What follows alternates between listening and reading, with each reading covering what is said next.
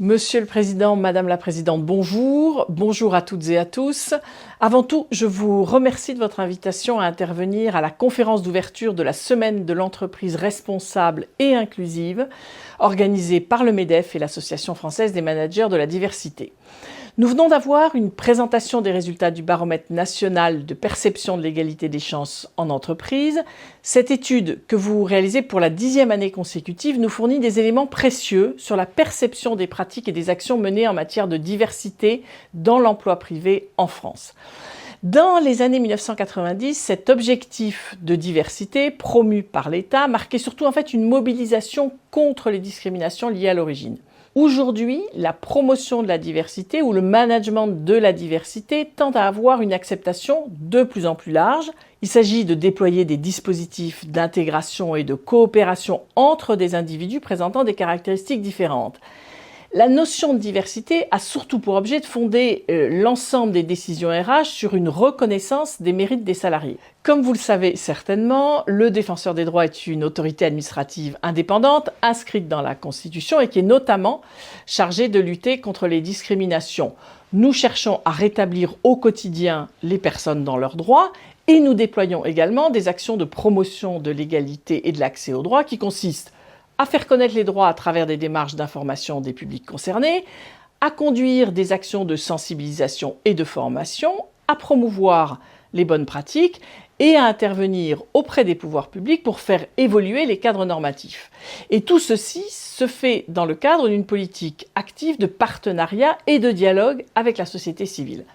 Le champ de l'emploi est particulièrement important. En effet, depuis la création de l'institution du Défenseur des droits en 2011, l'emploi est et demeure le premier domaine pour lequel nous sommes saisis en matière de discrimination, tous critères confondus. Le baromètre, d'ailleurs, sur la perception des discriminations dans l'emploi que nous menons chaque année en partenariat avec l'OIT confirme cette réalité.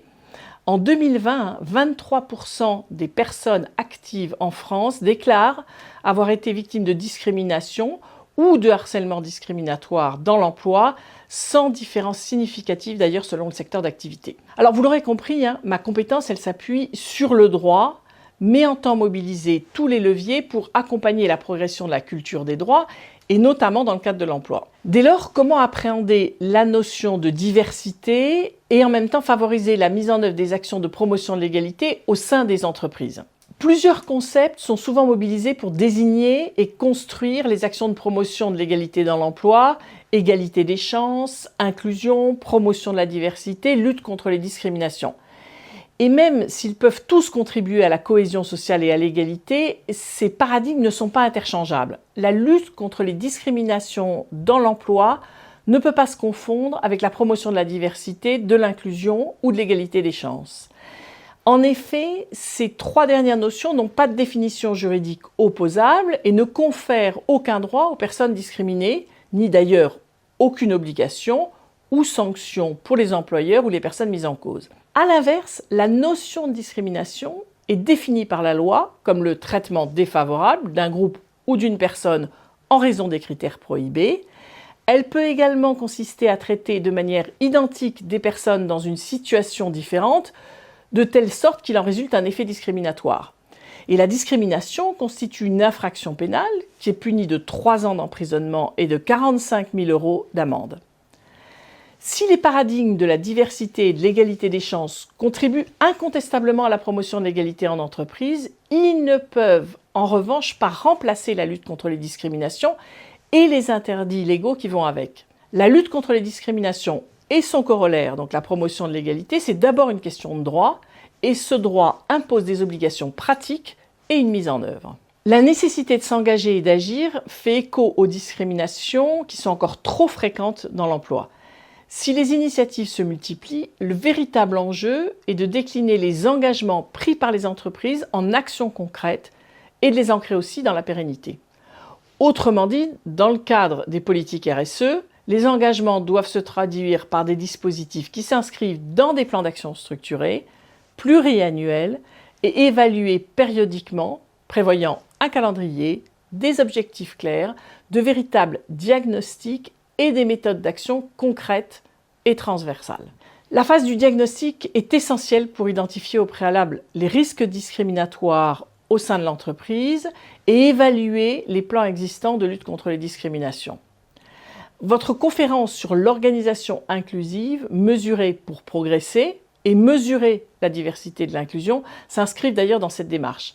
L'employeur ou l'employeuse doit aussi prévenir et sanctionner toutes les situations de harcèlement au titre de son obligation de prévention et de sécurité. Il ou elle doit réagir au cas porté à sa connaissance et, le cas échéant, prendre des mesures à caractère disciplinaire contre les auteurs sans attendre une décision des juridictions.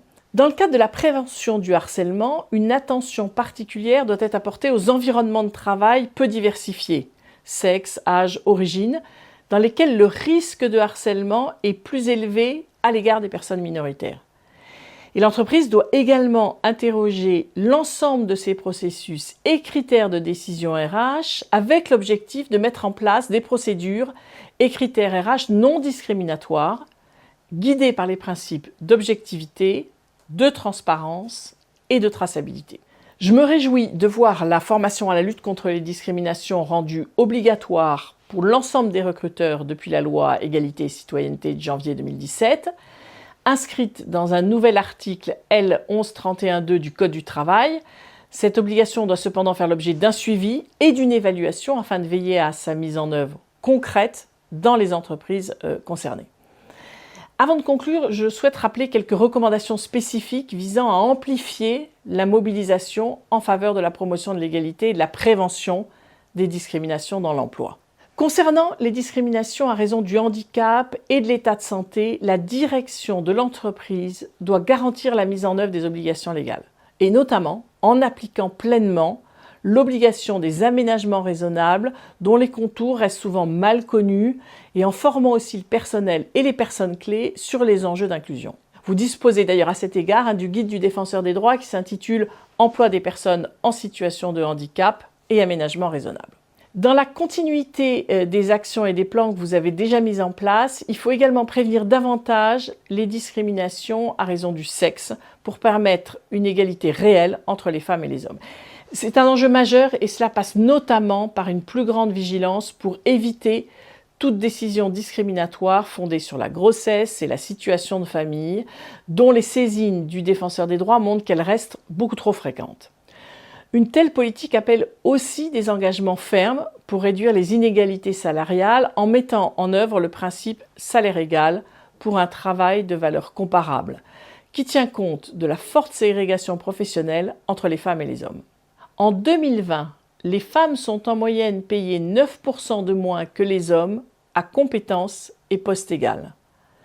Un poste qui monte à 27%, tout poste confondu. Enfin, il est urgent de prendre en considération d'autres critères de discrimination encore trop peu investis par les entreprises.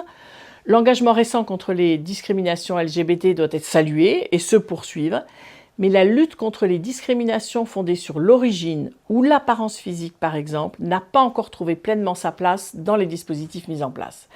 Il est vraiment temps d'avoir une approche globale de l'ensemble de ces situations. Mesdames et messieurs, je vous remercie de votre attention. Les discriminations minent notre société.